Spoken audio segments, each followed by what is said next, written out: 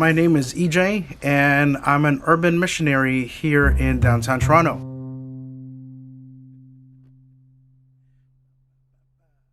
I don't know how many of you know me, but I've actually been here for quite a while.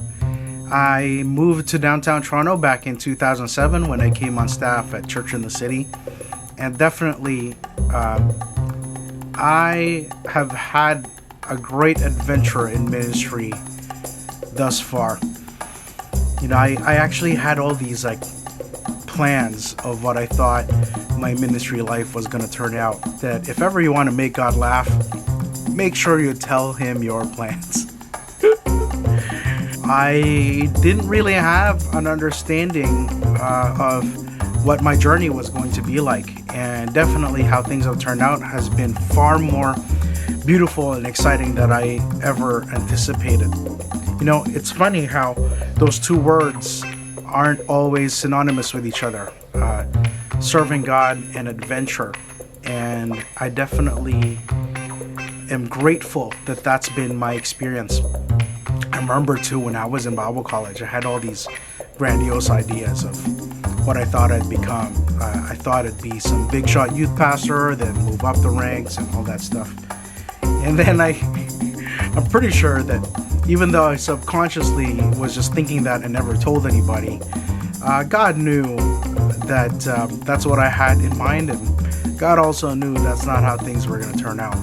I remember when I graduated back in Vanguard College, I was near the top of my class. I graduated with high honors and had all sorts of conversations from different churches, and I even had one church fly me all the way to San Jose, California.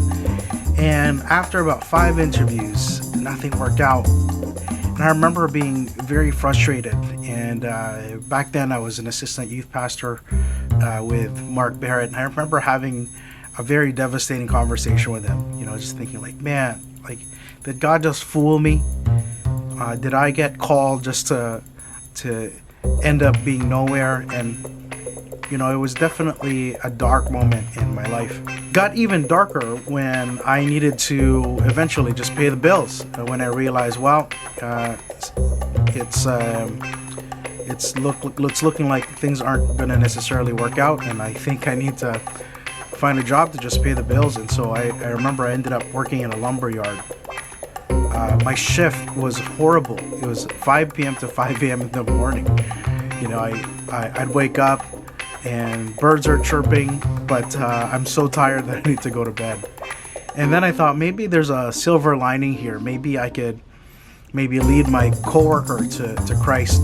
Well, my particular job was to put wood on a table, and I only worked with one individual, and his name was Igor, and he didn't speak any English. I remember sometimes when we would have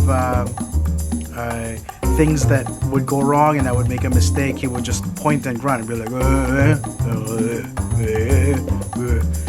and I remember just being frustrated, asking God, what's happened to me? Why am I working in this lumber yard with Igor?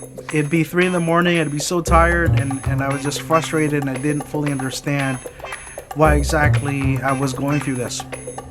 And then I remember I picked up a newspaper. I saw an ad that there was this men's shelter, Hope Mission. They were hiring for intake workers. Now, when I was in my younger years, before I met Christ, I kind of got street involved. And part of that history led me to do some street ministry when I was a teenager. So I thought, maybe this is an opportunity for me to do that, and that'd be maybe more meaningful than working in this lumberyard. So I remember applying, and I went through the first 2 interviews, but my third interview was going to be at the actual shelter at the Herb Jameson Center.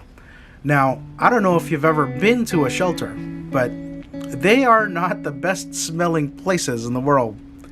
And this particular day, it was an odd, hot spring day. For Edmonton, that was rare, but this particular day was warm and hot, and so it felt like the smell of the shelter was kind of trapped in a bubble. And it was almost like a 1 second you smell it, 1 second you don't. It was literally like a wall of smell. And I remember my third interview was going to be at the shelter.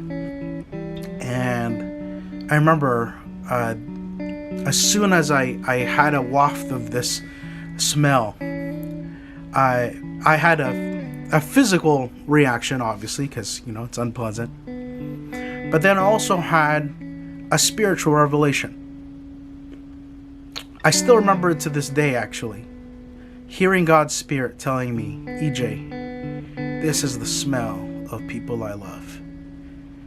Now go love them. It has been the greatest adventure of my life to love people in the margins. And now I've begun to understand what Jesus was saying about the poor. And when Jesus talks about the kingdom and says that whatever you've done to the least of these, you've done for me. And it's been such a special thing in my life to constantly experience Christ through the altar of serving. Now, I've had so many stories in my life, so many holy moments since then. But that's where it started for me.